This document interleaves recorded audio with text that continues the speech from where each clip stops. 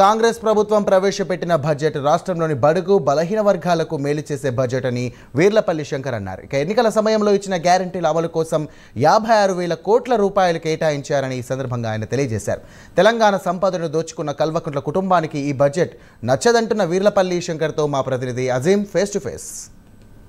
అయితే మనం ఎమ్మెల్యేతో మాట్లాడే ప్రయత్నం చెప్పండి సార్. ఇది బడ్జెట్ ప్రస్తుతం మనతో కాంగ్రెస్ ఎమ్మెల్యే వీర్లపల్లి శంకరయ్య ఉన్నారు. అయితే కాంగ్రెస్ ప్రవేశపెట్టిన బడ్జెట్పై అయితే బీఆర్ఎస్ బీజేపీలు తీవ్రమైన విమర్శలు చేస్తున్నాయి. ఈ బడ్జెట్ వాస్తవానికి దగ్గరగా లేదని చెప్తున్నారు. అయితే మనం ఎమ్మెల్యేతో మాట్లాడే ప్రయత్నం చెప్పండి సార్. ఇది ఢిల్లీకి దోషపెట్టే బడ్జెట్లో ఉందని చెప్పి బీఆర్ఎస్ పార్టీకి సంబంధించిన నాయకులు ఏదైతే విమర్శలు చేస్తున్నారు.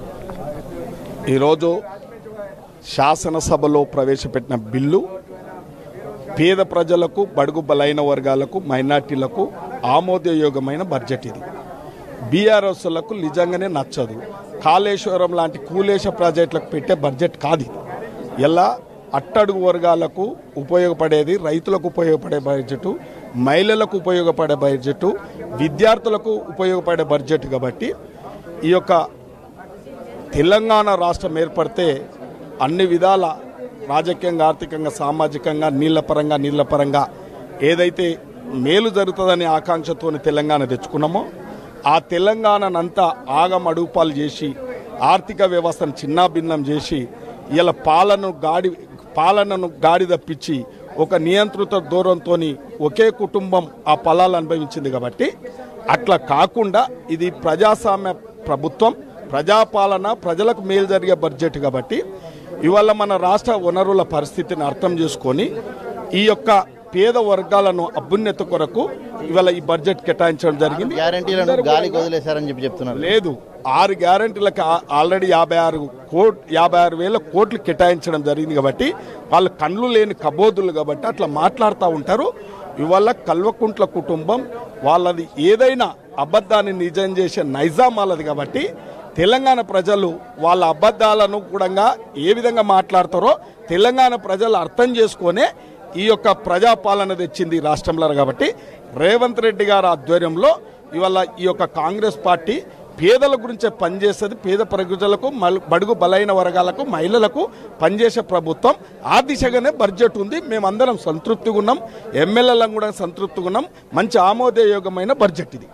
రేవంత్ రెడ్డి గురించి ఏదైతే కేటీఆర్ మాట్లాడుతూ తొండ ముదిరితే ఉసరలు ముదిరితే రేవంత్ రెడ్డి అని చెప్పి కామెంట్ చేశారు. ఇవాళ నేను ఒక మాట చెప్తా ఉన్నా కదా, తెలంగాణ రాష్ట్ర ప్రజలను 10 సంవత్సరాలు మోసం చేయగలిగారు.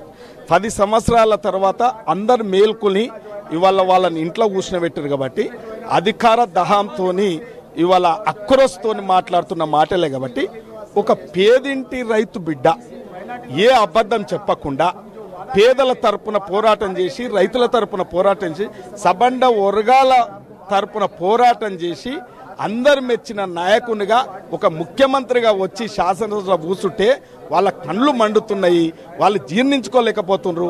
ఒక పారదర్శకమైన పరిపాలన అందిస్తుండు, ఒక ప్రణాళికబద్ధంగా ఈ రాష్ట్రానికి ఏది అవసరమో అటువంటి కార్యక్రమాలే తీసుకుంటున్నాడు తప్ప వాళ్ళ ఇష్టానుసారంగా ఫామ్ హౌస్కే పరిమితమై ప్రణాళికలు చేసే రేవంత్ రెడ్డి గారు కాదు. కాబట్టి వాళ్ళు జీర్ణించుకోలేక ఇటువంటి మాటలు మాట్లాడుతున్నారు.